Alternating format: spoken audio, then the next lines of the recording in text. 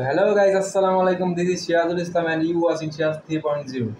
তো আমি আজকে আপনাদের কিছু ছাপড়ি টিকটকার দেখাবো যাদের ছাপড়িগিরি করা ছাড়া দিনভর কোনো কাজ নেই, দিনভর শুধু টিকটকে ছাপড়িগিরি করে বেড়ায়।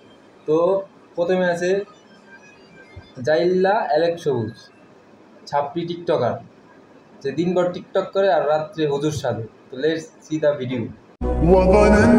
ছোটবেলা পড়ছি কুরআন। হ্যাঁ, বুঝতে পারছি, ছোটোবেলায় পড়ছো কোরআন, এখন তুমি ছাপড়ি টিকটকার। সবই তুমি দিবা জাতির দোষ, তাছাড়া তোমাদের আর খায় দেয় কোনো কাজ নেই। তুমি ছাপড়ি থাকবে। এই যে টাকাগুলা দেখতেছেন এটি কিন্তু আমার না, আর এই টাকার বিনিময়ে গাড়িটা নিচ্ছি এটাও কিন্তু আমার না। আল্লাহ বলা কিছুই তোমার না, তাহলে তুমি কেন এগুলা আমাদের দেখাচ্ছ? তোমার না, তোমার মানসিক জিনিস এত লোভ কেন? হ্যাঁ, তোমার না, তাহলে তুমি মানসিক জিনিস মানসিকে দিয়ে দাও। তোমার কাছে কেন রেখেছো ফকিন্নি টিকটকার? তো এখন আমরা দেখবো দ্বিতীয় টুকাই, প্রিন্স অলওয়েজ টুকাই। ওর হাঁটা চলাই তো প্রতিবন্ধীদের মতন, ওর চলাফেরা কথাবার্তা সব প্রতিবন্ধীর মতন।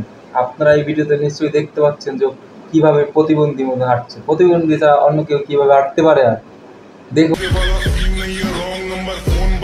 তো দেখতে পাচ্ছেন কিভাবে প্রতিবন্ধীদের মতো হাঁটছে। প্রতিবন্ধী ছাড়া আর কেউ এইভাবে হাঁটতে পারে?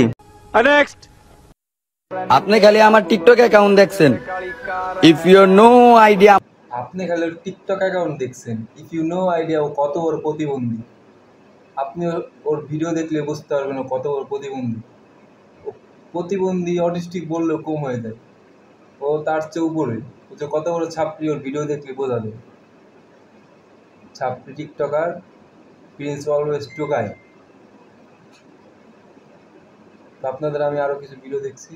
ভিডিওটি ভালো লাগলে লাইক করুন, সাবস্ক্রাইব করুন এবং কমেন্টে ভিডিওটা কেমন লাগবে অবশ্যই জানিয়ে দেবেন। ধন্যবাদ।